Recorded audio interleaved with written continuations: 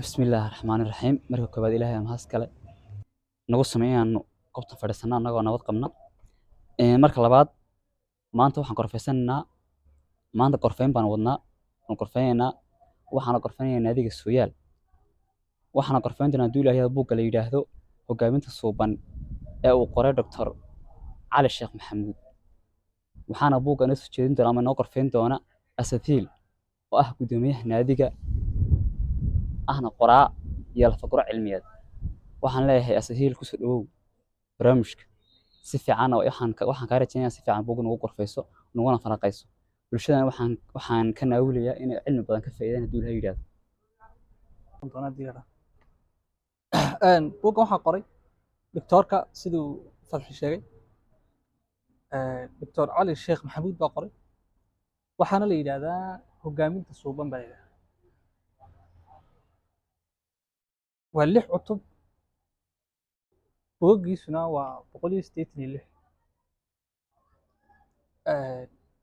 doctorku daraasad uu muddo 20 sano waday ayuu halkan inoogu soo ururiyay siduu buuggiisa ku sheegay markii labaad ayaa jijiga lagu daawacay 2021 oo waa daabacadii labaad tan hadda aan gacanta ku hayno daabacadii labaad doctorku wuxuu ku dhashay dhagax buur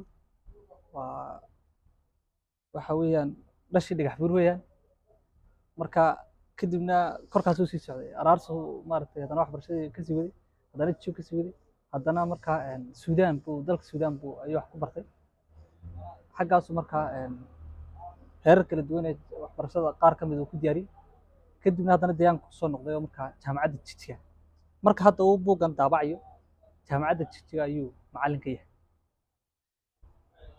haddii aanu u gudubno buugga laba qaybood ama laba qaab baynu u gorfeyn doonaa haddii la yidhaahdo mid waa marka koowaad oo in yaroo koobitaan oo soo yar koobi doonaa iyo markaa sharaxaado yaroo marka ku daray marka labaadna wixii aan buuggan isleeyahay uu maaragtay dadku way gefi karaan iyo waxaan isleeyahay buuggan uu maaragtay doctorku uu ka gaabiyey amba dhaliisha loo yaqaano ayaan haddii la yidhaahdo marka u dambeysay maaragtay kusoo xidhi doonaa marka horeysa doctorku hogaaminta iyo hoggaanka suuban ayuu ciwaar nooga dhigayaa hogaaminta iyo hoggaanka suuban labadoodana ayuu kala qaadayaa oo kolka hore wuxuu ka shaqeynayaa hogaaminta haddana kadib wuxuu ka shaqeynayaa hoggaanka suuban ayuu ka shaqeynayaa marka haddaba haddaan ka horeyno hoggaanka waxaan jeedaa hogaaminta haddaan ka horeyno hogaamintu waa awoodda jihaynta bulshada doctorku wuxuu inoo sheegayaa in hogaamintu ay tahay awoodda jihaynta bulshada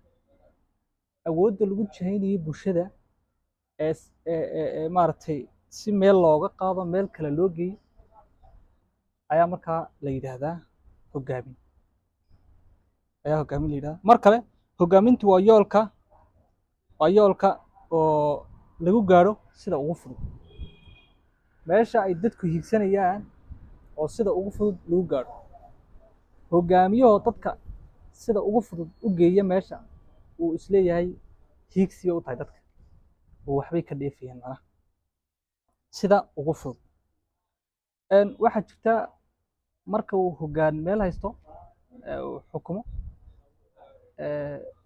maadaama xil sare uu hayo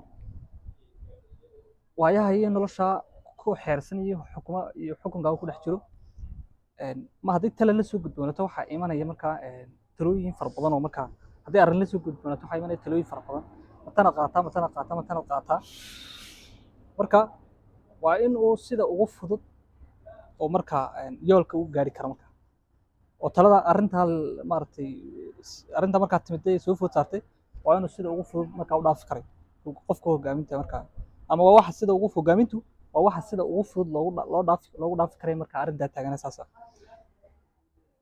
sidoo kalena ugu dhow uguna dhibka yar haddana halka ugu dhow uguna dhibka yar ayaa marka looga tallaabaya yoolka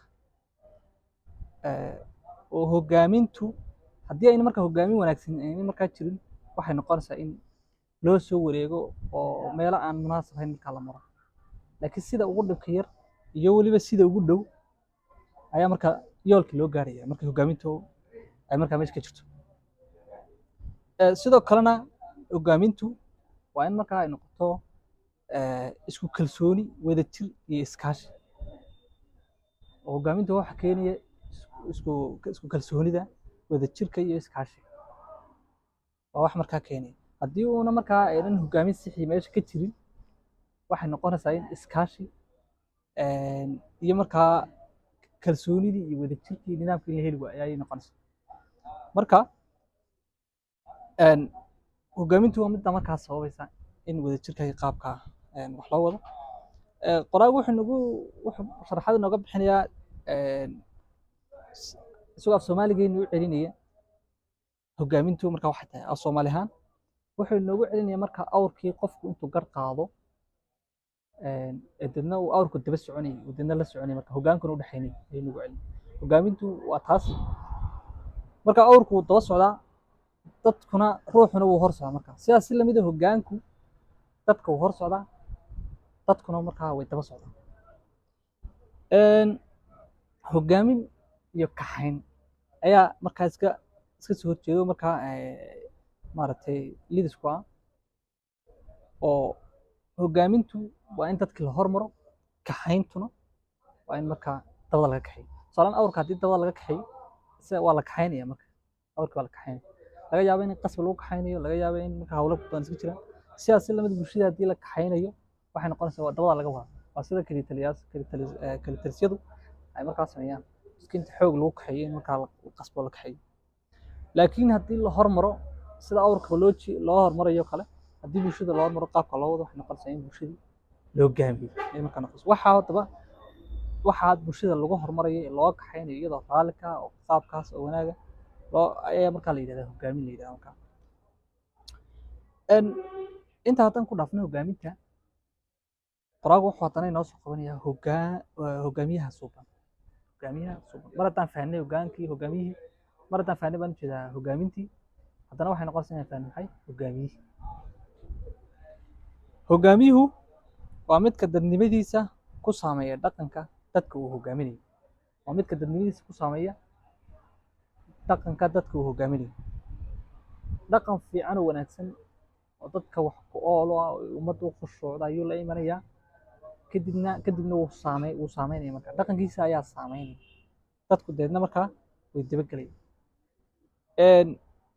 si fudud haddii loo eego markaa hogaaminta ama hogaamiyahaba, waxaan jeedaa si fudud haddii loo eego hogaanka, dadku waa wada hogaan oo ruuxo meel buu markaa hogaan ka yahay. tusaale ahaan macallinku wuxuu hogaan ka yahay ardayga, ninku wuxuu hogaan ka yahay aabbuhu, wuxuu hogaan ka yahay ilmihiisa iyo markaa islaanta iyo xaafadda. dadku markaa qaabka haddii loo eego waa wada hogaan. laakiin hogaamintu doctor ka hadlayo ama hogaanku doctor ka hadlayo kaa maaha. waxa weeyaan waa hogaaminta bulshada si guud loogu wada jahaynayo wey. xukunka ee mas-uuliyadda lagu wada jahaynayo, ummadda lagu jahaynayo. ruux ummad meesheedii u sarreysay jooga oo deedna ummadda markaa hogaaminayo meel u kaxaynayo wanaagsan. waa qaabka. yacni marka lasoo koobo waa raalli iyo raacid. labadaa eri baan anigu ku daray, raalli iyo raacid. dadka raalli bay ku noqonayaan, kadibna way raacayaan. waayo dhaqan wanaagsan iyo wax u qalmo ay dadku khushuucaan ayuu ula yimid hogaamiyihii wanaagsanaayey, kadibna dadku way raacayaan. doctorku wuxuu ina xasuusinayaa xadiiskii nebiga sal slam ahaa haddii 3 ruux ay wada socdaasho in mid markaa uu mas-uulo noqdo. oo muhiimadda hogaanku ay leedahay iyo halkan noogaga sheekeynaya markaa muhiimadda ee hogaanku markaa leedahay. sinaba loogama maarmayo in cid markaa hogaan laga dhigto meel kastoo la joogo. hogaamintuna sharaxaadda aynu hogaanka iyo hogaaminta ku sameynayni ayaa markaa wanaageeda laga dareemaya saynu hadda sharaxayni. haddaba waajibaadka